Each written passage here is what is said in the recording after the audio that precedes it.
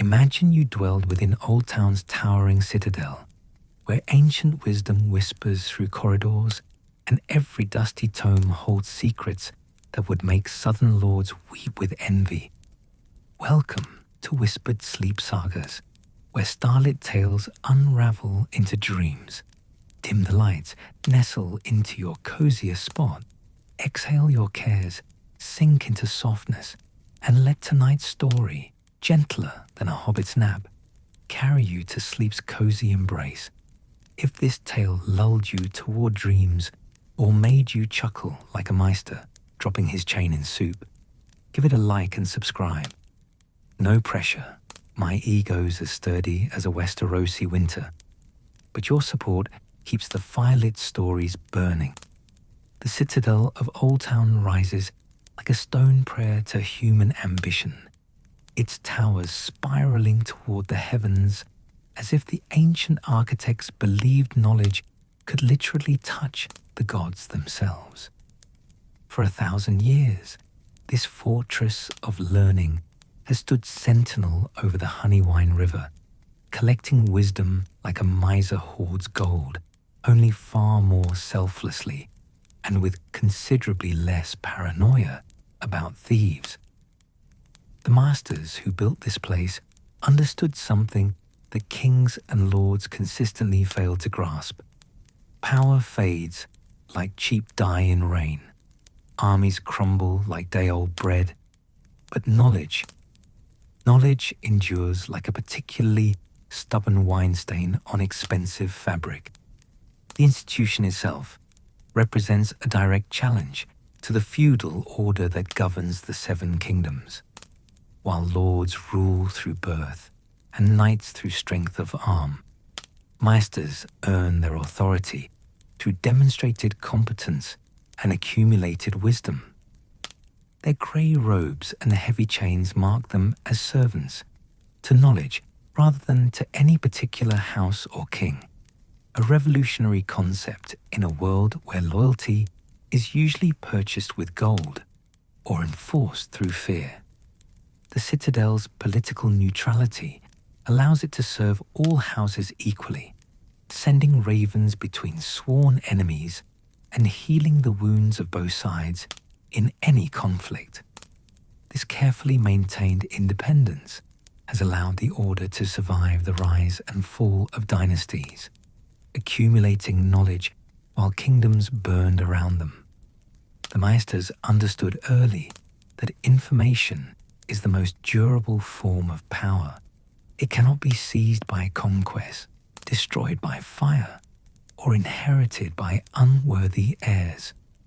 You wake in your narrow chamber as the first bell tolls across Oldtown, its bronze voice cutting through the morning mist that rises from the river like the breath of sleeping dragons who've learned to keep their opinions to themselves. The sound has marked your days for 10 months now, ever since you arrived as a green apprentice, clutching a letter of recommendation and the naive belief that copying scrolls would somehow be less tedious than mucking out stables. How wonderfully, spectacularly wrong you were. Though you've learned that being wrong is often the first step toward being educated, the chamber itself tells the story of countless apprentices who've occupied this space before you. The desk bears the accumulated scars of frustrated scholars, ink stains that map moments of inspiration and despair, knife marks from apprentices who took their irritation out on innocent wood, and burn marks from candles knocked over during late-night copying sessions. The stones of the walls have absorbed decades of muttered curses in a dozen languages, creating an atmosphere of scholarly suffering that newcomers find either inspiring or deeply depressing. Your narrow window overlooks the Honeywine River, where merchant ships drift like lazy thoughts, carrying goods from across the known world. Irish lace arrives alongside Dornish wine, while summer island spices share cargo space with northern furs, creating a floating marketplace that brings the world's bounty to Oldtown's docks. The harbour never truly sleeps. There's always a ship arriving with the tide or departing with cargo that will carry Oldtown's influence to distant shores. The Citadel operates on rhythms older than the conquest, patterns worn smooth by generations of seekers who came believing they could unlock the universe's secrets, only to discover that the universe files its mysteries under miscellaneous and writes them in scripts that make your eyes water and your hand cramp. The morning routine begins before dawn, when the stone corridors echo with the shuffle of slippered feet and the distant murmur of apprentices already deep in their studies, proving that dedication and masochism often wear remarkably similar faces. The pre-dawn hours belong to the most dedicated scholars, those who've learned that true understanding comes not from quick revelation, but from the slow accumulation of knowledge through repetitive study, who's discovered that ancient Valyrian texts make excellent sleep aids when read in the proper monotone. The wash basin in your chamber contains water that achieves new depths of cold each morning, as if the Citadel's stones conspire to remind every apprentice that comfort is the enemy of learning. You splash your face with water that could freeze wine, feeling the shock that serves as nature's alarm clock and the Citadel's daily reminder that scholarly pursuits involve more suffering than most people realize. The cold water serves a practical purpose beyond simple torture. It forces alertness in minds that might otherwise drift through morning lectures in a haze of sleepy inattention. The grey robes of an apprentice hang from their peg like a surrender flag to joy itself, their colour chosen specifically to remind wearers that they've temporarily abandoned the bright world of common pleasures for the dimmer realm of accumulated wisdom.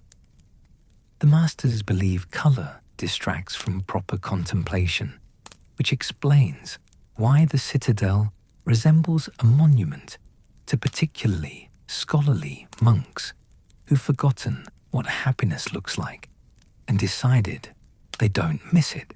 The robes themselves carry symbolic weight beyond their practical function.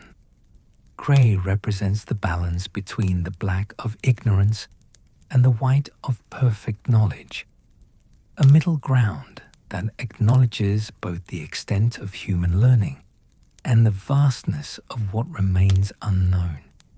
Every apprentice who dons these robes accepts the responsibility of pushing back the boundaries of ignorance, one carefully copied text at a time. You dress quickly, your fingers finding the familiar fabric that marks you as clearly as any brand. Property of knowledge, apprentice to wisdom, servant to the endless hunger for understanding that drives this ancient institution. The cloth feels different now than it did 10 months ago, less like a costume and more like a second skin, evidence that the Citadel's transformation of its students extends beyond mere learning to encompass identity itself. The corridors stretch before you like arteries of accumulated human thought, their walls lined with shelves that groan under 10,000 years of written wonder and written nonsense, often indistinguishable from each other, until some unfortunate apprentice spends months copying what turns out to be an elaborate joke written by a master with too much time and too little supervision. The oldest sections smell of secrets and slowly decaying binding glue, while newer wings carry the sharp scent of fresh ink and the hopes of apprentices who still believe they'll revolutionize human understanding by dinner time. The architecture itself serves educational purposes. with corridors designed to encourage contemplation and halls sized to promote both individual study and group discussion. The builders understood that different types of learning require different environments. Some knowledge is best absorbed in solitude, while other insights emerge only through debate and collaboration. The physical space shapes the intellectual atmosphere as surely as any formal curriculum. The stones beneath your feet have been worn smooth by countless scholars, each step adding to the accumulated weight of seekers who've walked these halls in pursuit of truth, or at least in pursuit of enough knowledge to forge their first chain link without embarrassing themselves in front of the examining Maesters. The worn paths trace routes of learning that connect classrooms to libraries, scriptoriums to healing chambers, creating a physical map of the educational journey that transforms curious children into competent scholars. Morning light filters through tall windows, casting everything in golden hues that make even the most tedious treatise on grain taxation look momentarily profound. This is the Citadel's daily magic trick, transforming mundane scholarship into something that appears almost sacred, at least until you actually start reading about the proper classification of barley varieties. And remember that even profound institutions can produce profoundly boring books. The quality of morning light varies with the seasons, creating natural rhythms that influence both study patterns and student moods. Winter mornings arrive grey and grudging, forcing scholars to rely more heavily on candles and braziers, while summer dawns flood the corridors with light that makes even difficult texts seem more welcoming. The masters have learned to schedule their most challenging lectures for times when natural light provides the best conditions for sustained attention. The scriptorium awaits like a cathedral of concentrated effort, its vaulted ceiling designed to inspire awe in those about to spend 12 hours copying someone else's thoughts with a sort of attention to detail that would make a royal scribe weep with envy. Here, knowledge is preserved through the ancient art of extremely careful penmanship, a process that transforms bright-eyed apprentices into hunched scholars with permanent ink stains and a suspicious twitch whenever anyone mentions manuscript illumination. The Great Hall serves as the heart of the Citadel's copying operation, where knowledge is reproduced, verified, and occasionally understood by those doing the actual work. The process of transcription serves multiple purposes beyond simple preservation. It forces close reading, reveals errors in older copies, and gradually builds the sort of deep familiarity with text that transforms mere copying into genuine understanding. The desks are arranged in rows that promote both individual concentration and collective effort, with each apprentice responsible for their assigned section, while contributing to projects that often span multiple years and dozens of contributors. The largest undertakings, like creating new copies of the Citadel's most important texts, require coordination between apprentices working in different areas of expertise, fostering the collaborative spirit that defines advanced scholarship. Other apprentices nod as you pass, each face telling its own story of scholarly suffering and occasional triumph. There's Jorik, who spent 3 years wrestling with a single Valyrian text that's either the secret to transmuting base metals into gold or the world's most elaborate grocery list. At this point, he's not entirely sure which outcome would be more disappointing. though he leans toward the grocery list, since at least that would be useful.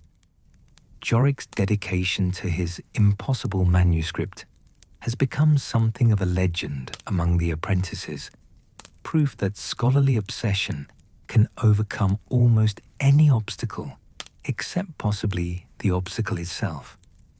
His daily reports on his progress have evolved into a form of entertainment, with other apprentices placing small wagers on whether today's breakthrough will involve ancient alchemical secrets or shopping reminders about purchasing more goat cheese. Mira strides past with the confidence of someone whose chain bears 2 links already, marking her as practically a master in her own mind, though the actual masters regard her with the tolerant amusement usually reserved for precocious children who've learned to spell wisdom but not quite grasped its meaning. Her expertise in astronomy and mathematics has earned her the right to assist with advanced calculations, though she's discovered that being competent often means being assigned more work rather than more respect.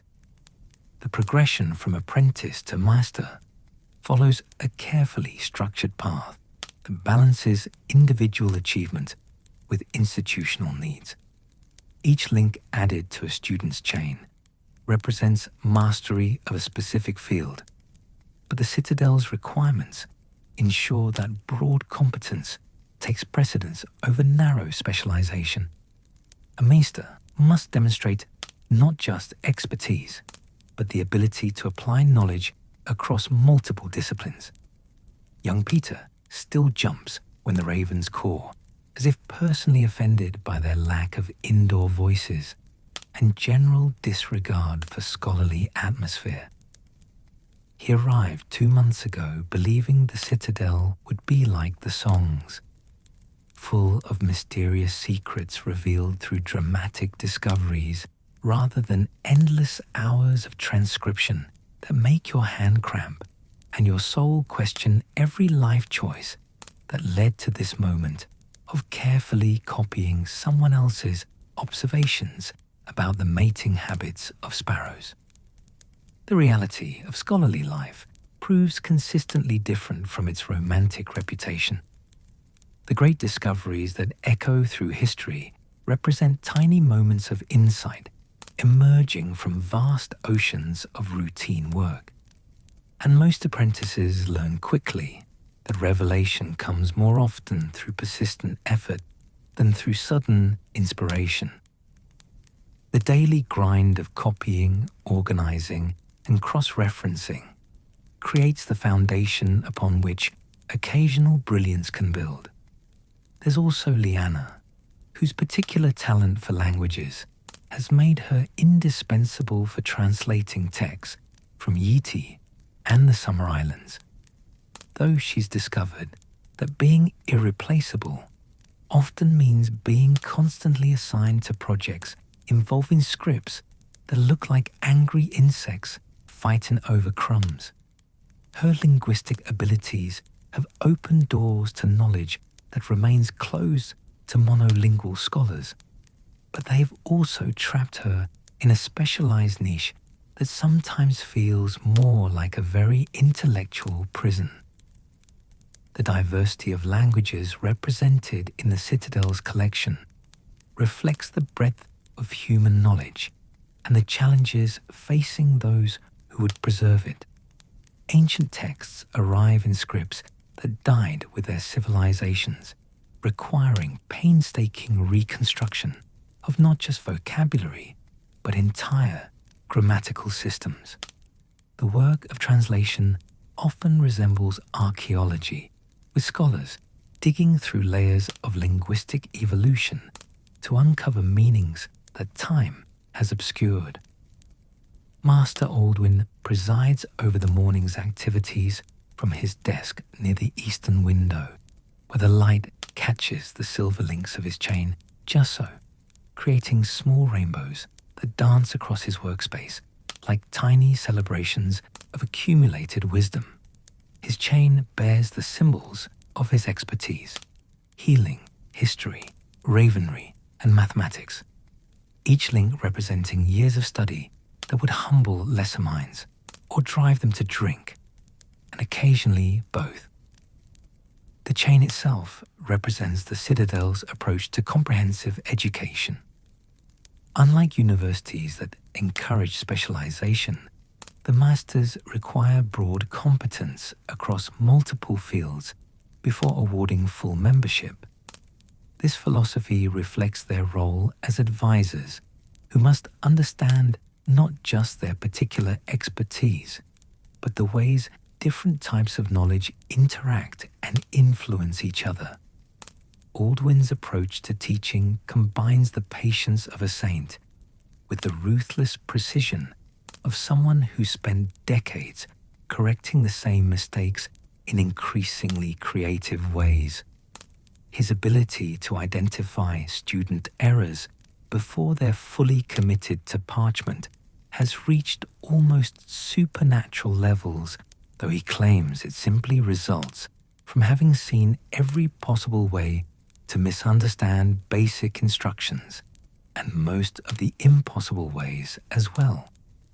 The eastern window behind his desk provides optimal morning light while offering a view of the harbour that serves as a constant reminder of the world beyond scholarly walls.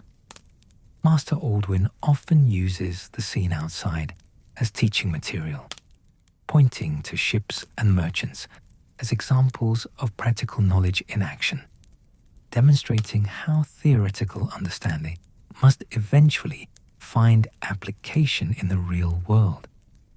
"Ah, young Garrett," he says, without looking up from his morning correspondence.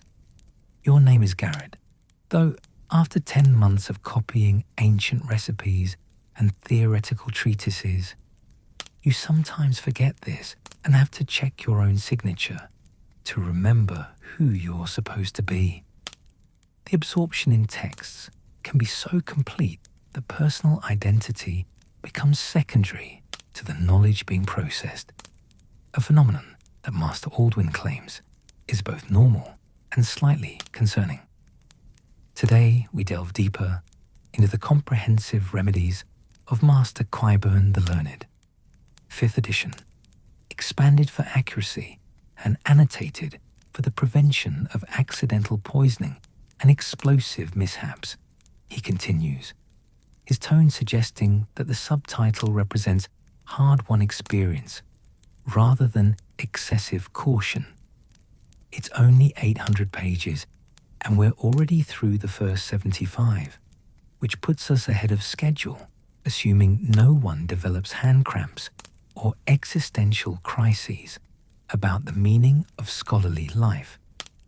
The manuscript waits at your assigned desk like a leather-bound challenge to your sanity and stamina, its pages filled with the accumulated medical wisdom of generations who believed that the best way to preserve knowledge was to write it down in handwriting that makes ancient Valyrian look like a model of clarity and modern simplicity. The text combines practical healing knowledge with the sort of detailed instructions that assume readers possess infinite patience and access to ingredients that may exist only in the fevered imagination of optimistic herbalists who never met a plant they couldn't turn into medicine. Master Quiburn's reputation for thoroughness borders on the legendary, with his texts including not just remedies, but detailed explanations of why they work, what happens when they don't work, and extensive cautionary tales about apprentices who thought they could improve on proven formulas through creative substitution.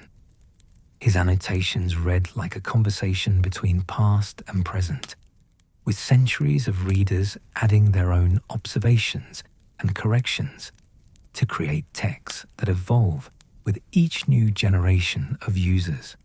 You settle at your assigned desk, which bears the accumulated scars of apprentices stretching back to When the Citadel was young and hopeful about human nature and the teachability of teenagers, the surface tells stories in spattered ink and carved initials. Here, someone sneezed while writing about sneezing remedies, providing an unintentional demonstration. There, an apprentice apparently tried to illustrate a text about treating cuts by providing a practical example that required actual medical attention. These accumulated marks serve as an unofficial history of scholarly suffering and occasional triumph, proof that knowledge extraction is a messy business that leaves physical evidence on both the scholars and their working surfaces. The desk has witnessed decades of small victories and large frustrations, absorbing the emotional residue of countless learning experiences while providing a stable platform for the endless work of preservation and understanding. The morning's work begins with recipes for treating headaches, which seems particularly appropriate given that reading about treating headaches is likely to cause them, creating a sort of medical Ouroboros that demonstrates the circular nature of much scholarly endeavor. For the pain that splits the skull like a woodsman's axe through green timber, the text begins with the flowery language that ancient healers mistook for precision. Combine 2 parts willow bark with 1 part feverfew. Steep in wine until the mixture achieves the color of a king's disappointment. Then strain through cloth fine enough to catch a lie and honest enough to let truth pass through. You copy this faithfully, your improved handwriting flowing across the parchment in letters that would make your early attempts weep with shame and possibly file complaints about being replaced by more competent successors. 10 months of practice have transformed your penmanship from something resembling angry chickens fighting over breadcrumbs into actual words that other people might theoretically read without requiring additional interpretation or emergency medical attention. Master Aldwin calls this remarkable progress, though his tone suggests he's using both words in their most optimistic sense, and possibly including some charitable assumptions about future improvement. The development of proper scholarly handwriting represents a crucial skill that goes beyond mere legibility. It must be consistent enough for long projects, clear enough for others to read, and efficient enough to prevent hand cramps during extended copying sessions. The work requires absolute precision because, as previous incidents have vividly demonstrated, a misplaced comma in a healing recipe isn't just a grammatical error. It's a potential catastrophe involving kitchen explosions, very confused patients, and investigative committees wondering how someone managed to transform a simple headache remedy into something that removes hair and attracts cats from considerable distances. Last spring, an apprentice's sloppy transcription of a stomach remedy resulted in a preparation that turned the patient's teeth blue for a month and made them speak only in rhymes for 2 weeks afterward. The Citadel still receives inquiries about whether this was intentional, and if so, could they possibly get the recipe for theatrical purposes or revenge against particularly annoying neighbors. The incident led to new requirements for apprentice supervision and the creation of a special committee dedicated to reviewing transcription errors and their sometimes entertaining consequences. The Committee for the Prevention of Accidental Alchemy meets monthly to discuss cases where poor handwriting has transformed medicine into comedy, providing both practical education and welcome entertainment for the scholarly community. As morning progresses into the scholarly purgatory of mid-morning, when enthusiasm has worn off but lunch remains distant, you copy remedies for everything from sleeplessness to lovesickness, though the text notes wryly that the latter condition responds better to time and distance than to any herb known to man, and significantly better than it responds to poetry, which tends to make the condition worse while annoying everyone within hearing distance. The ancient healers possessed a dry wit that suggests they understood human nature far better than their flowery language might indicate. Their remedies often include observations about patient behavior that reveal deep insights into the psychology of illness and recovery, noting that some ailments respond as much to attention and sympathy as to actual medicine. For those afflicted with the malady of imagining themselves poets, reads one particularly pointed entry that someone has underlined multiple times in the margin. Prescribe honest work and the company of actual poets until the delusion passes naturally. If symptoms persist beyond one season, consider that the patient may simply be beyond help, though they can still be useful for entertainment purposes if properly managed. The margin notes throughout the text provide running commentary from generations of readers, creating a multi-layered conversation about medicine, human nature, and the occasional absurdity of both. Some notes offer corrections or updates based on new discoveries, while others simply express the frustration of apprentices who've spent too many hours copying recipes for ailments they're not entirely sure actually exist. One particularly elaborate marginal debate spans several pages and appears to concern whether a certain plant-based remedy works because of its chemical properties or because patients expect it to work, with various contributors citing everything from ancient authorities to personal experience with stubborn relatives who refuse to admit when they're feeling better. The rhythm of copying becomes meditative as the morning wears on. Dip the quill, form the letters, pause to prevent cramping, repeat until either enlightenment or madness sets in. The Citadel considers both acceptable outcomes, as long as the copying gets done and no one sets anything important on fire. Your hand moves across the parchment in practice strokes, while your mind processes the accumulated wisdom of generations who believed that knowledge preserved was knowledge that could illuminate future darkness. The meditative quality of transcription serves purposes beyond simple preservation.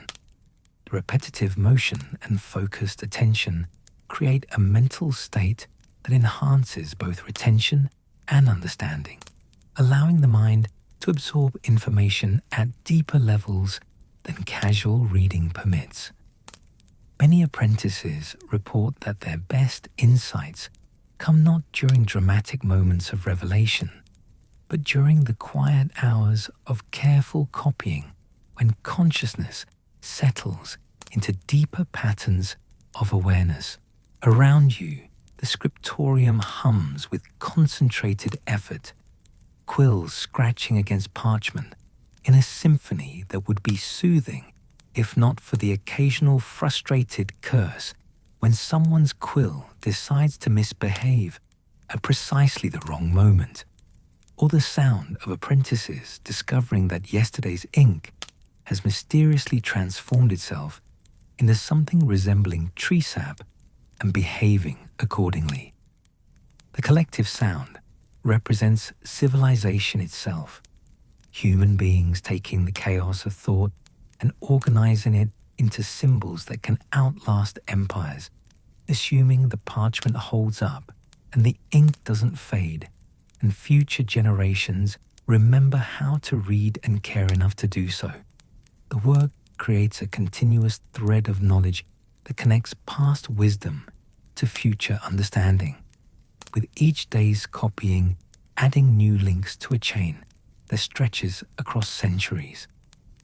The treatment of wounds occupies an entire section that reads like a catalogue of human creativity in self-injury, beginning with the observation that most injuries result from the unfortunate intersection of human confidence and insufficient attention to basic physics. For cuts acquired through misunderstanding sharp objects, the text begins with barely concealed exasperation. Clean thoroughly with wine, though not the good wine, as that would be wasteful, and the patient has already demonstrated questionable judgment regarding the appropriate use of valuable resources. The wound treatment section reflects centuries of accumulated experience with human ingenuity applied to self-destruction. The remedies progress from simple cuts and bruises through increasingly complex injuries that suggest either remarkable creativity or remarkable stupidity on the part of the injured parties. The text maintains a tone of professional detachment, while occasionally revealing the frustration of healers who've seen the same preventable injuries repeated by successive generations of people who apparently never learn from others' mistakes. Master Aldwin makes his rounds through the scriptorium, checking progress and dispensing corrections with the gentle ruthlessness of someone who spent decades perfecting the art of constructive criticism, delivered in ways that encourage improvement rather than despair. When he reaches your desk, he pauses to examine your latest work, his eyes tracking each carefully formed letter with the intensity of a general studying battle plans or a mother checking a child's arithmetic. "Better," he says after a thorough examination, which from a Maester constitutes effusive praise, roughly equivalent to a royal commendation or a personal blessing from the High Septon. Your lettering improves daily. Soon you may be ready to attempt copying something that actually matters, rather than these preliminary exercises designed to build basic competence while testing your commitment to scholarly pursuits. This comment might sting if you hadn't learned that masters consider everything a mere stepping stone to something more important. To them, copying basic remedies prepares you for advanced remedies, which prepares you for theoretical treatises on the nature of healing itself, which eventually prepares you to write your own theories that future apprentices will copy while questioning their life choices and wondering what they did to deserve such punishment. The educational philosophy underlying this approach reflects the Citadel's understanding that competence builds through layers of increasing complexity, with each level providing the foundation for the next. No knowledge is considered worthless if it contributes to the overall structure of understanding, though some knowledge is clearly more immediately useful than extended treatises on the theoretical properties of plants that may not actually exist. The medicinal text continues with remedies that reveal the resourcefulness of healers working without access to modern conveniences or basic concepts like germs, though they've developed remarkably effective treatments through careful observation and systematic experimentation. The section on treating fever recommends everything from cold baths to prayers to specific gods, depending on whether the patient's condition stems from natural causes, divine displeasure, or simple stupidity, categories that ancient healers apparently considered equally valid and treatable through appropriate intervention. For fever, brought on by exposure to winter's bite, you copy with careful attention to every letter. Wrap the patient in furs and feed them broth until they stop complaining or stop breathing. Either outcome ends the fever, though patient preference generally favors the former option, and healers are encouraged to work toward that result when possible.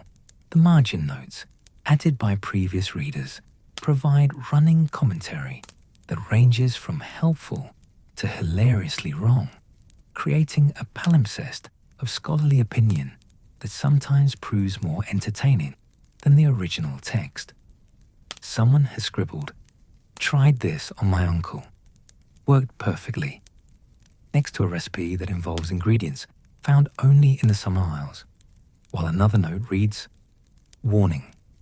Do not substitute dragon's blood with chicken blood. Results disappointing and chickens resentful. Also, chickens apparently hold grudges." A third note, written in different ink and clearly added years later, observes, "Previous note incorrect. Chickens do not hold grudges, but they do, remember," which is arguably worse since they lack the human capacity for forgiveness or perspective. This marginal debate about chicken psychology has continued across multiple generations of readers, with the most recent edition noting, "Has anyone actually tried asking the chickens about this?" As noon approaches and your hand begins its daily rebellion against the concept of literacy and extended periods of fine motor control, Master Aldwin announces a break for practical application. This means leaving behind your quill for the more immediate world of actual sick people who have the inconsiderate habit of needing help regardless of whether you've finished cataloguing the 17 different ways to prepare willow bark or completed your philosophical meditation on the nature of healing.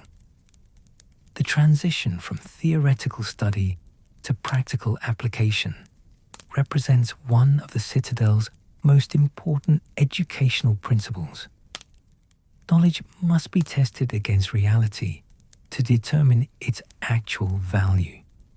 The morning's copying provides a theoretical foundation, while the afternoon's healing work reveals how abstract remedies perform when applied to actual human beings with real injuries and genuine complaints. The healing chambers occupy an entire wing of the Citadel, their design reflecting both functional needs and philosophical principles. The windows are positioned to catch optimal light for examination, while the floors feature drains that you've learned not to contemplate too carefully, though they serve essential purposes during the messier aspects of medical practice. The air carries the distinctive scent of a place where healing happens. Sharp vinegar for cleaning, earth and herbs hanging in neat bundles, and the underlying mustiness that suggests these stones have absorbed decades of human suffering and occasional triumph. The chambers themselves tell stories through their architecture and arrangement. The main hall provides space for treating common injuries and ailments, while smaller rooms offer privacy for more serious cases or conditions that require extended observation. The storage areas reflect centuries of accumulated knowledge about which supplies are needed most frequently and which treatments require immediate access to specialized materials. Today's patients provide a representative sample of human creativity in self-destruction, demonstrating the remarkable consistency with which our people discover new ways to injure themselves while performing routine tasks. First arrives Benjen, a cooper whose trade involves working with tools that apparently harbor secret grudges against their users, at least according to his explanation of how his hammer developed autonomous decision-making capabilities. Benjen's thumb bears the purple badge of someone who's learned the hard way that barrel making requires attention to which end of the hammer contacts which surface, and his expression suggests he's considering a career change to something less hazardous, like wrestling bears or negotiating trade agreements with Iron Islanders. His injury represents the sort of occupational hazard that keeps healers in steady business, while providing object lessons about the importance of maintaining focus during potentially dangerous activities. The hammer just jumped, he explains with the injured dignity of someone whose tools have clearly betrayed a long-standing relationship of mutual trust and cooperation. I've used that hammer for 15 years without incident. Today, it develops a mind of its own and decides to express opinions about my technique by attacking my thumb. You listen to this explanation while preparing a poultice under Master Lewin's supervision. A different Master Lewin, entirely from any you might have heard of, because the Citadel apparently operates on a limited supply of names and unlimited faith in people's ability to keep them straight without confusion or administrative complications. This Lewin specializes in treating the sort of everyday injuries that result from people living their lives with insufficient attention to basic physics and the inherent hostility of inanimate objects. Master Lewin's expertise extends beyond simple wound treatment to include understanding the psychology of injury, recognizing that how people explain their accidents often reveals important information about both the injury itself and the patient's likely compliance with treatment recommendations. Someone who blames their tools is probably dealing with embarrassment about their own carelessness, while someone who accepts responsibility may be more reliable about following healing instructions. The process of cleaning Benjamin's wound provides a perfect demonstration of practical knowledge applied systematically to real problems. First, you wash your hands with a thoroughness that separates actual healers from enthusiastic amateurs who mean well but spread more problems than they solve. The washing ritual serves both practical and psychological purposes, demonstrating professional competence while giving patients confidence that their treatment is being taken seriously. Next comes examination of the injury itself, using the systematic approach that the Citadel drills into every apprentice through endless repetition and occasional pop quizzes during inconvenient moments.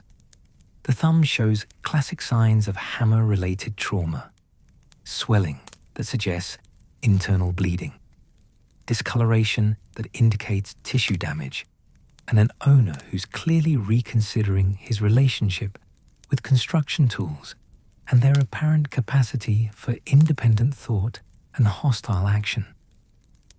"Will I be able to work?"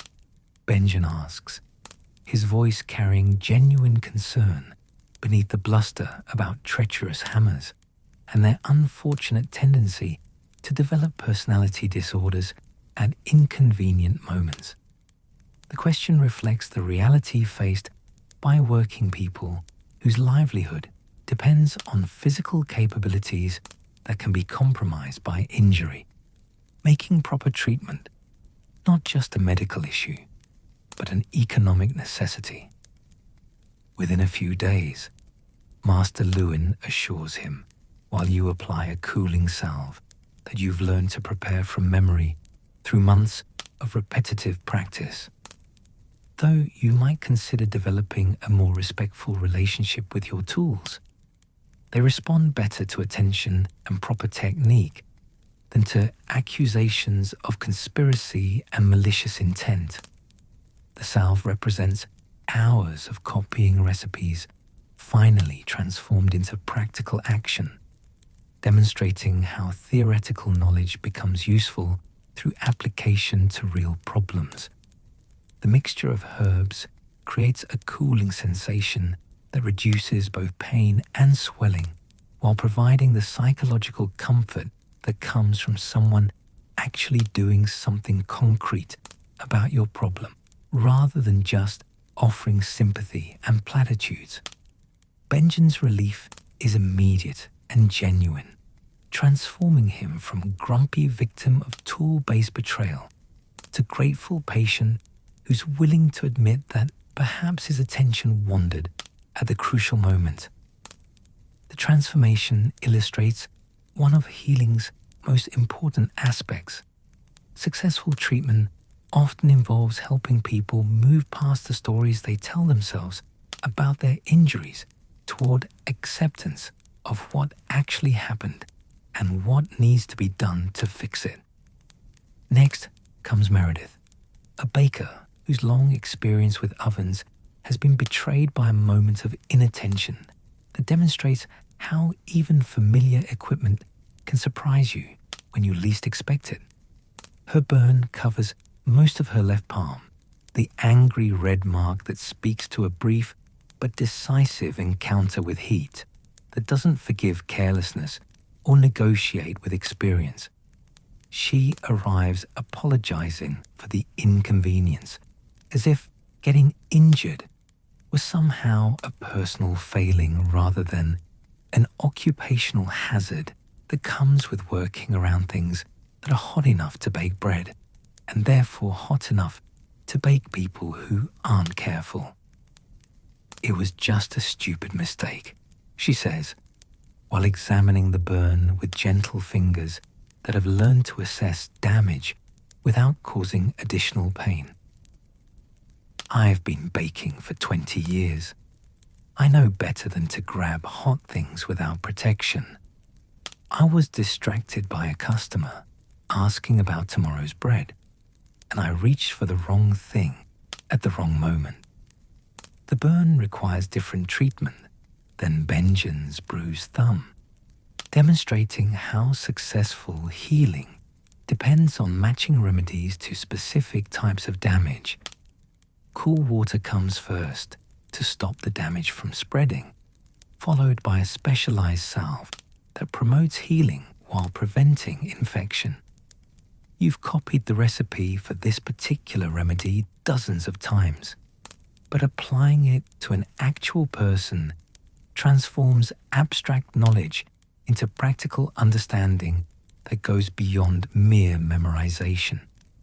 Burns happen to the best bakers, you tell Meredith, while applying the salve with careful strokes that distribute the medicine evenly, while avoiding pressure that might increase her discomfort. The oven doesn't care how experienced you are. It's an equal opportunity hazard that treats masters and apprentices with the same ruthless indifference. This earns a small smile from someone clearly accustomed to berating herself for perfectly human mistakes, illustrating how healing involves not just treating physical injuries, but helping people forgive themselves for the perfectly normal act of occasionally making errors in judgment.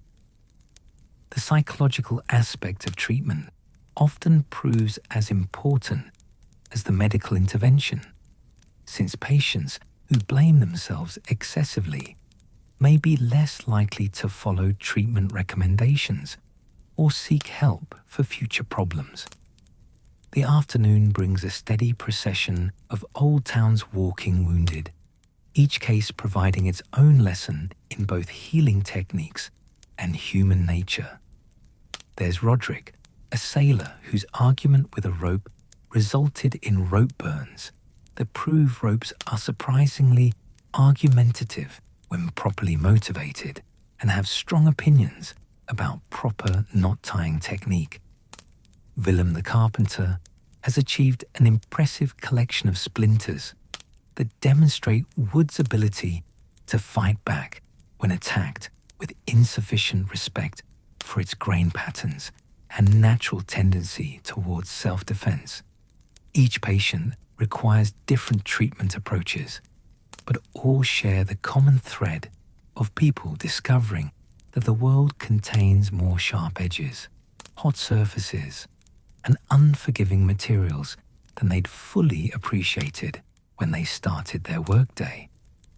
Your role involves not just applying remedies, but listening to explanations that grow more elaborate as patients work to transform simple accidents into complex narratives involving betrayal by inanimate objects and cosmic conspiracies against their personal well-being.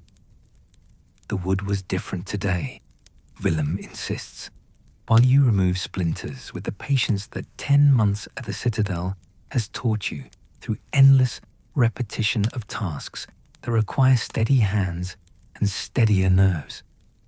Usually, it's cooperative. Today, it seemed personally hostile, like it had decided to express opinions about my carpentry skills through aggressive defensive action. You make appropriate sympathetic noises while thinking that wood, being dead, maintains a fairly consistent level of cooperation, namely none whatsoever, and that it's the people working with it who introduce variables like attention, sobriety, and basic competence into the equation. The tendency of injured people to attribute malicious intent to inanimate objects appears to be universal, suggesting that humans need to create narratives that make their accidents feel less random and more meaningful. Between patients, you help organize the healing chamber's supplies, learning the locations and properties of dozens of remedies while developing the sort of systematic approach that prevents mistakes during emergency situations. The cabinets are arranged with typical Maester precision, common treatments at eye level for quick access during routine cases, dangerous substances locked away to prevent apprentices from accidentally poisoning patients while trying to help them, and emergency supplies clearly marked for those moments when someone arrives having achieved a particularly creative form of self-destruction that requires immediate intervention. The organizational system reflects centuries of accumulated experience in treating human ingenuity applied to self-injury. Everything has its designated place, because chaos in a healing chamber can mean the difference between helping someone and accidentally making their condition worse, a distinction that patients tend to care about quite strongly, and which the Citadel takes seriously enough to require regular inventory checks and competency examinations. The afternoon's work provides constant lessons in the gap between theoretical knowledge and practical application. Reading about treating burns differs significantly from actually treating a burn on an actual person who's experiencing actual pain and looking to you for actual help rather than abstract theoretical discussion. The human element introduces variables that textbooks rarely address: patients who don't follow instructions, injuries that don't quite match standard descriptions, and the psychological complexities that make healing as much art as science. Late afternoon brings the day's most interesting case: Septon Marcus, whose enthusiasm for roof repairs exceeded his understanding of gravity and basic safety principles. He's managed to acquire a sprained ankle, multiple scrapes, and the sort of bruised dignity that comes from being rescued by the very parishioners you are trying to impress with your practical skills and spiritual dedication to maintaining holy buildings through personal effort. God works in mysterious ways, he says while you examine his ankle, clearly struggling to find theological meaning in his encounter with basic physics and the unchanging nature of gravitational forces. Perhaps this is a lesson in humility, or a reminder that pride comes before a fall, quite literally in this case. Or a lesson in ladder safety and the importance of proper equipment maintenance, Master Lewin suggests with a gentle irreverence that masters apply to all forms of superstition, religious or otherwise. Divine intervention rarely involves checking rope integrity or ensuring stable footing, though the gods presumably appreciate practical preparation as much as faithful prayer.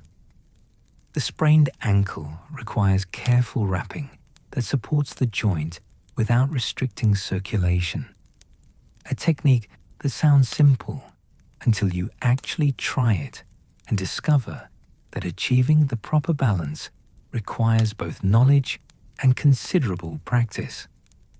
Too loose, and the wrapping provides no support while creating a false sense of security. Too tight, and you create new problems involving circulation and very unhappy patients who may question your competence and training.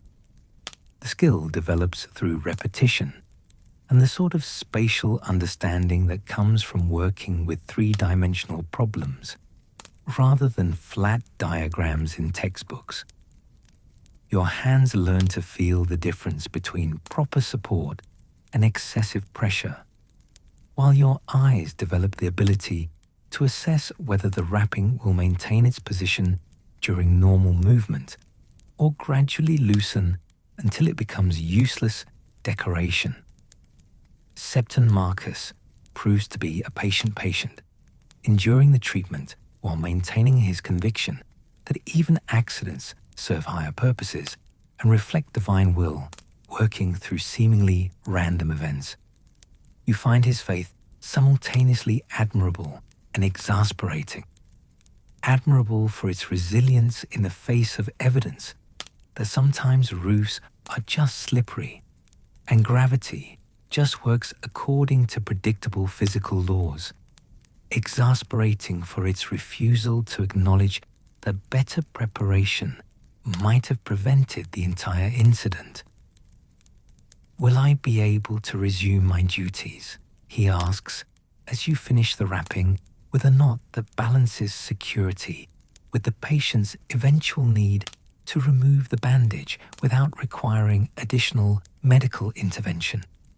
The question reflects both practical concerns about his work and deeper anxieties about whether his injury represents some form of divine judgment on his capabilities or character.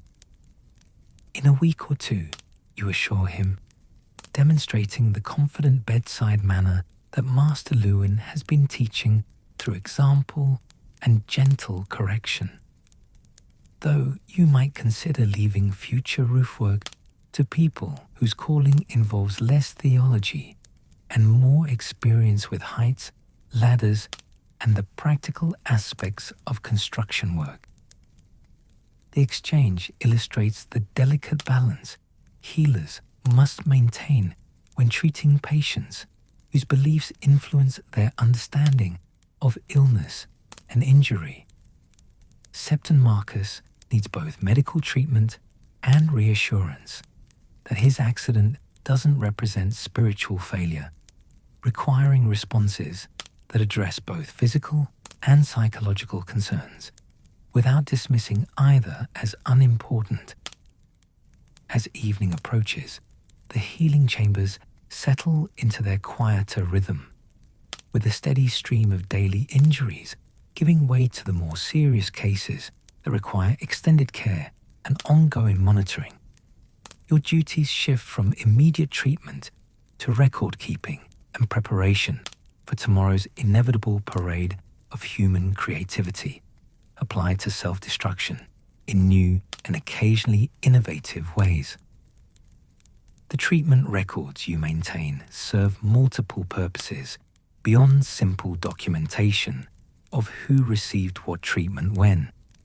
They track patterns of injury that might indicate larger problems, like seasonal spikes in certain types of accidents or trends that suggest changes in working conditions, tool quality, or general safety awareness. They also provide essential data for evaluating treatment effectiveness, noting which remedies work consistently and which seem to depend more on hope and patient expectations than actual healing properties. Benjamin Cooper, hammer-related thumb trauma, treated with standard protocol for blunt impact injuries. You write in the careful script reserved for official records that must remain legible for future reference and potential review by examining Maesters.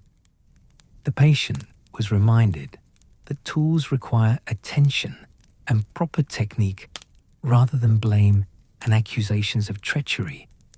Recovery expected within 1 week, assuming the patient follows treatment recommendations and develops better working habits. The records also capture the human element that formal medical texts rarely address directly. The stories people tell about their injuries, the patterns of behavior that lead to repeated accidents, and the social dynamics that sometimes contribute to people hurting themselves through showing off, taking unnecessary risks, or failing to ask for help when they encounter situations beyond their capabilities. Septon Marcus, gravity-related injuries acquired during roof repairs without proper safety precautions. You continue, finding diplomatic ways to note that the patient's injury resulted from overconfidence rather than pure accident.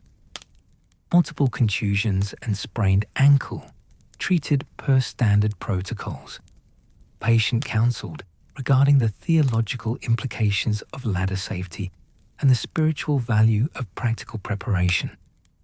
This last comment will probably amuse future readers, while serving the practical purpose of noting that the patient's worldview influences his understanding of injury and recovery.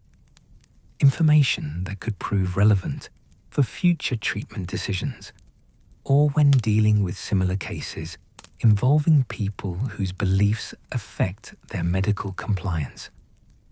The evening meal in the Great Hall provides welcome relief from the day's concentrated effort, bringing together apprentices and maesters in the sort of institutional dining that manages to be both nutritious and somehow personally offensive to taste buds that remember what food can be like when prepared by people who consider flavor important. The Citadel's cooks have achieved something remarkable. They've discovered how to make even soup taste scholarly, as if it's been seasoned with ground parchment and good intentions rather than actual spices. The dining hall itself reflects the Citadel's approach to community building through shared experience. Long tables encourage conversation between apprentices at different stages of their education, while the mixing of specialties ensures that future astronomers learn from budding healers and prospective historians exchange insights with apprentice ravens. The arrangement fosters the collaborative spirit that defines advanced scholarship while providing informal opportunities for teaching and learning. You sit with fellow apprentices, trading observations about sore hands and impossible texts with the camaraderie of soldiers who've survived the same particularly boring siege, or scholars who've discovered that intellectual warfare can be just as exhausting as the physical variety. The shared experience of copying ancient wisdom creates bonds that transcend individual specialties, uniting apprentices in the common struggle to transform themselves from curious teenagers into competent scholars. Jorik remains convinced his Valyrian manuscript contains earth-shaking secrets, though he's now leaning toward it being either a treatise on dragon breeding techniques or someone's extremely detailed shopping list, written in a deliberately confusing script designed to frustrate future scholars. His daily reports on translation progress have become a form of entertainment, with other apprentices offering increasingly creative interpretations of the symbols he's struggling to decipher. I found another word that might mean fire, he reports, between spoonfuls of what the cooks optimistically call stew, but which bears stronger resemblance to liquid disappointment, flavoured with institutional despair. Or cheese, or possibly fire cheese, which would be either revolutionary or catastrophic, depending on implementation and local fire safety regulations. Mira, ever practical, points out that ancient Valyrians probably had use for both fire and cheese, so either translation could prove significant in understanding their culture and daily life. This represents the sort of logic that marks her as destined for a full Maester's chain, assuming she survives the educational process without being driven completely mad by the accumulated weight of human knowledge and the discovery that most ancient wisdom is considerably less wise than advertised. The conversation turns to the day's practical lessons, with apprentices comparing notes about patient treatment and the endless creativity humans display in hurting themselves through routine activities performed with insufficient attention or excessive confidence. Petter shares his first successful splinter removal, describing the procedure with the pride of someone who's discovered they possess actual useful skills beyond copying other people's thoughts in increasingly neat handwriting. The key, he explains with newfound confidence, that comes from successfully helping another human being, is patience and finding the right angle of approach. Rush the process, and you just push the splinter deeper while making the patient question your competence and training. This observation applies to much more than splinter removal, as any apprentice learns through painful experience and occasional embarrassing mistakes. The Citadel's entire approach to education rests on the principle that knowledge cannot be rushed.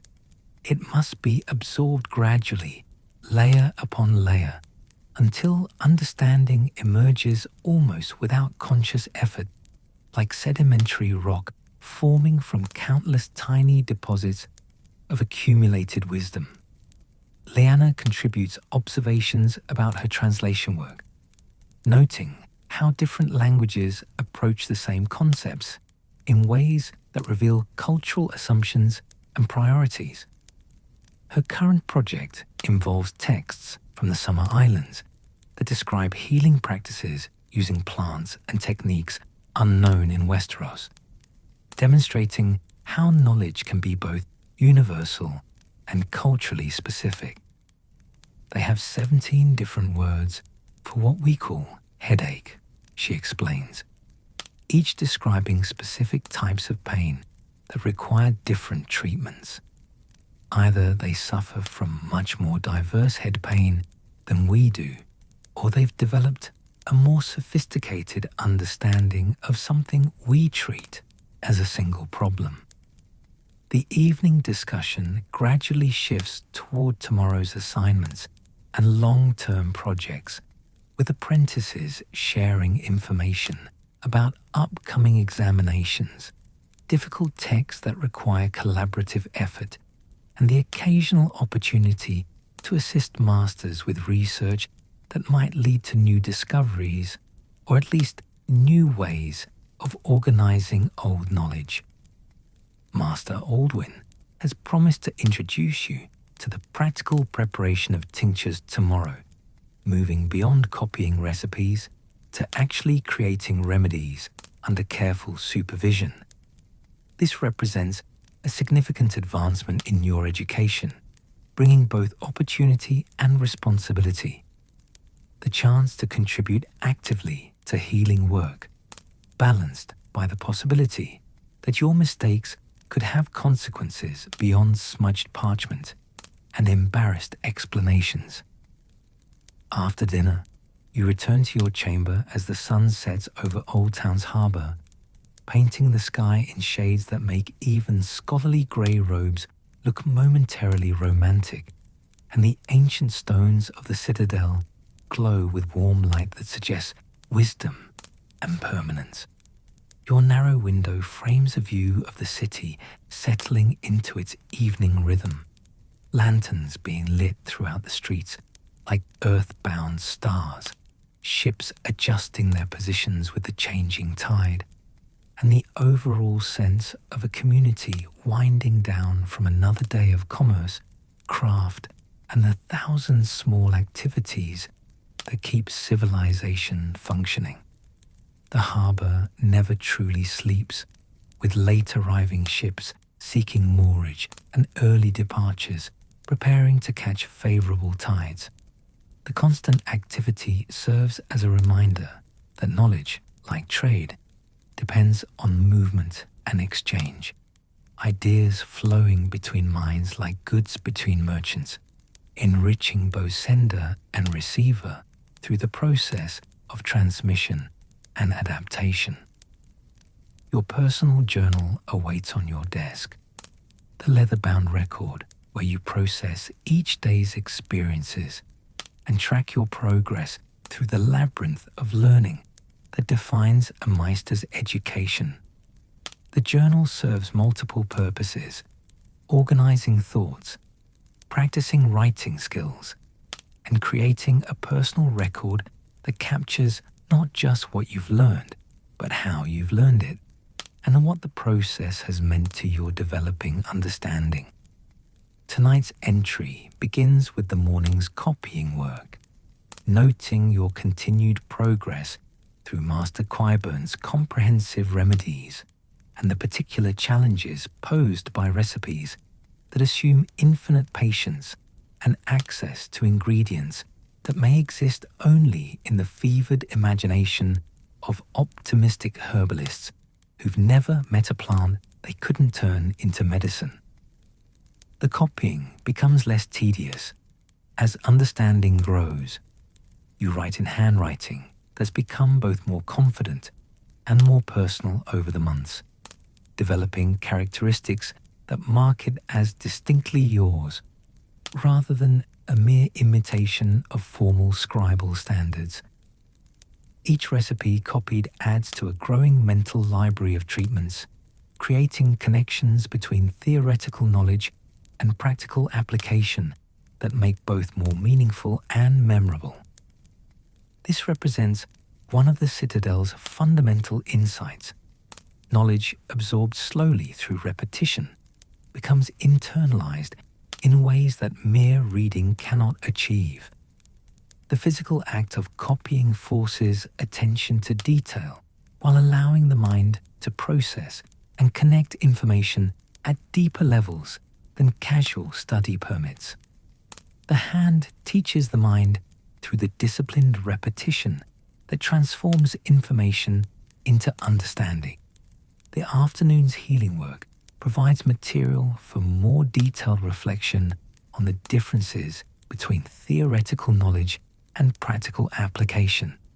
Each patient presented unique challenges that required adapting general principles to specific circumstances, demonstrating how successful healing depends on flexibility and judgment rather than rigid adherence to textbook procedures. Observe again how patient stories become more elaborate when embarrassment exceeds actual injury. You note, thinking of Benjamin's conspiracy theories about treacherous hammers and Willem's accusations of hostile wood grain patterns. The human need to explain accidents seems to grow in direct proportion to the simplicity of their actual cause, suggesting that people prefer complex narratives to simple acknowledgements of momentary inattention or carelessness. This observation represents a small piece of practical wisdom that medical texts rarely address directly, but which proves essential for effective healing. Understanding the psychological patterns that influence how people describe their injuries helps healers extract useful information from elaborate explanations while providing appropriate reassurance and guidance. The candle flame dances as evening breezes move through your chamber, casting shifting shadows across the pages of your journal while providing the warm light that makes evening study possible and pleasant. Outside, Oldtown sounds gradually shift from the bustle of commerce to the quieter rhythms of evening. Distant laughter from taverns, the splash of oars as late boats return to harbour, and the soft chime of bells marking the passage of time. You pause in your writing to contemplate the day's deeper lessons about the nature of learning and the relationship between knowledge and service. The morning's copying preserved ancient wisdom for future generations, while the afternoon's healing work applied that wisdom to immediate human needs. The combination demonstrates how scholarship and practical service reinforce each other, with theoretical understanding gaining meaning through application and practical work benefiting from systematic knowledge. The work begins to reveal its deeper purpose. You continue writing as night settles fully over the city and the sounds outside grow quieter and more distant. Copying is not just preservation, but absorption. Knowledge entering the mind through the hands in ways that pure study cannot achieve. The physical act of reproduction creates a form of understanding that goes beyond mere memorization to encompass genuine comprehension. This insight represents a significant step in your development as both scholar and healer, marking the point where the Citadel's methods begin to make sense, not just as institutional requirements, but as carefully designed educational experiences. Understanding why you're doing something makes the work more tolerable and more effective, transforming obligation into engagement. The journal entry expands to include observations about the social dynamics of the healing chambers, noting how different patients respond to treatment and the ways that healers must adapt their approach to accommodate individual personalities and beliefs. Some patients need detailed explanations of their treatment, while others prefer simple reassurance. Some respond well to humor, while others require serious, professional demeanor. Healing involves not just treating physical symptoms, but understanding the human beings who experience them. You write, thinking of Septon Marcus and his need to find spiritual meaning in his accident.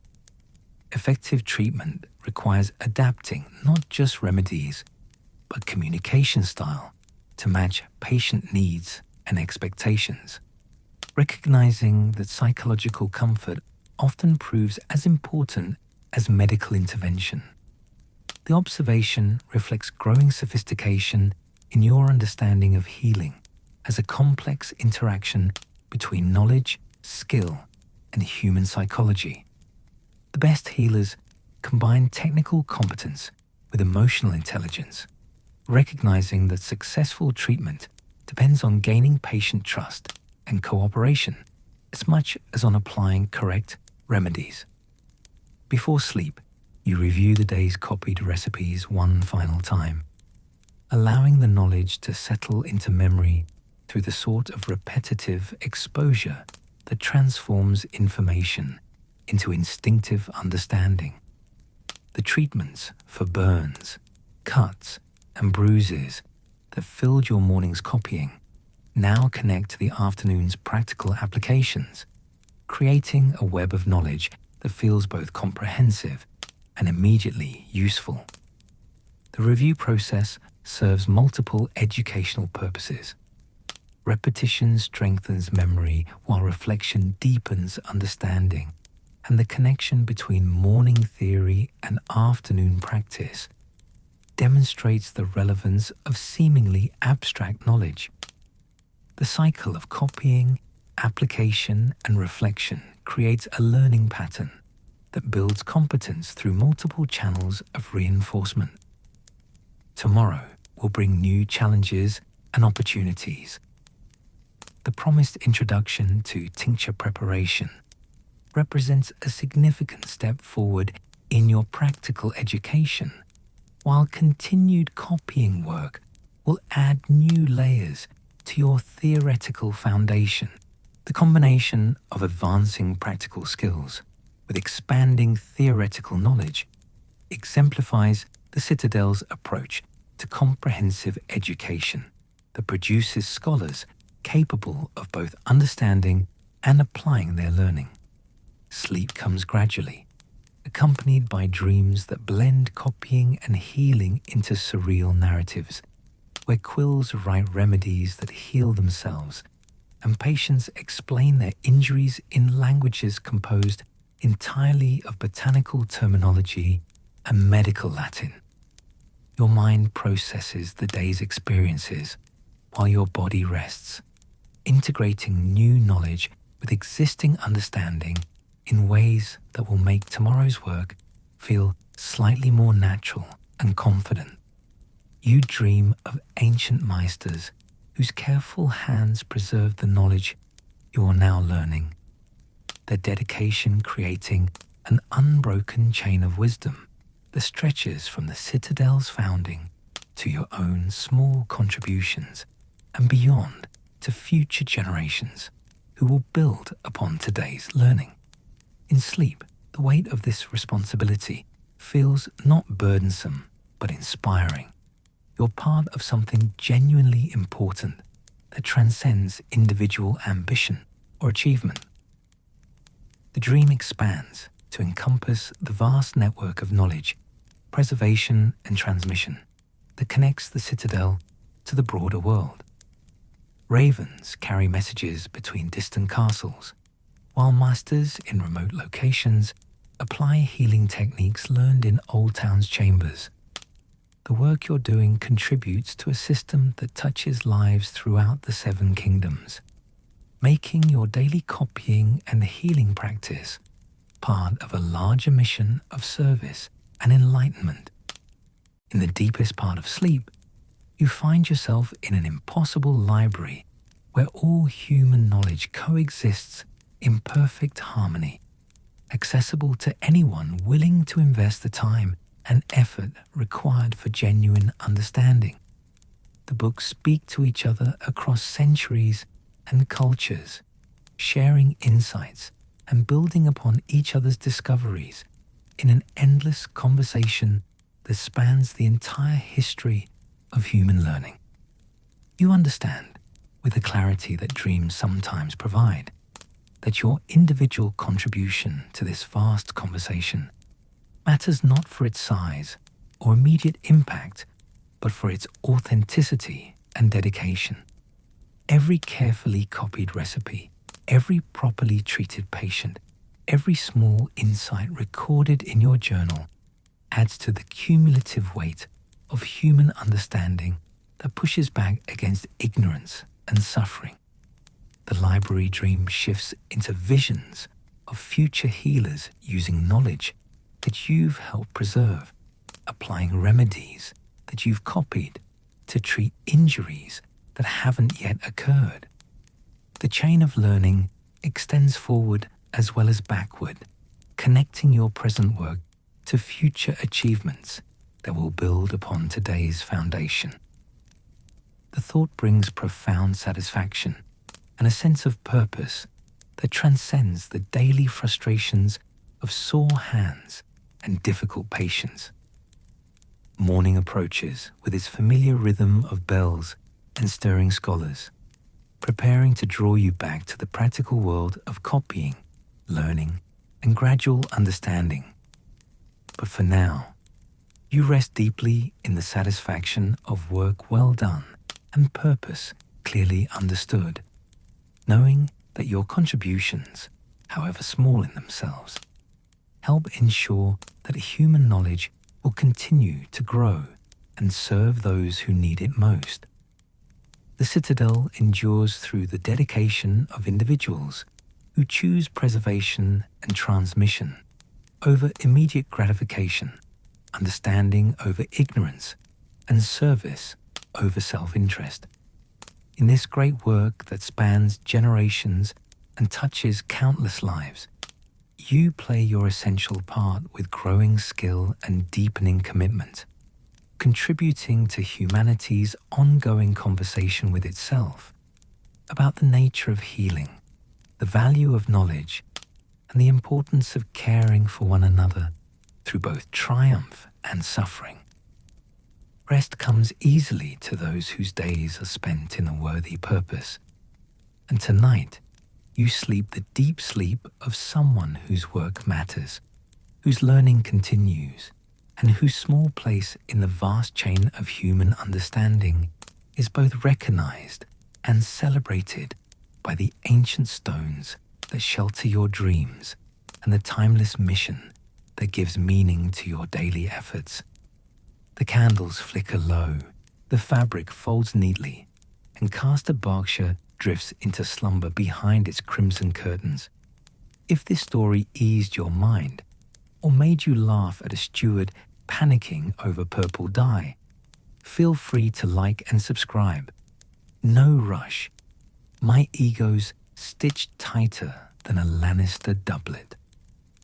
Until next time, may your dreams be gentle, your hands steady, and your nights wrapped in golden quiet.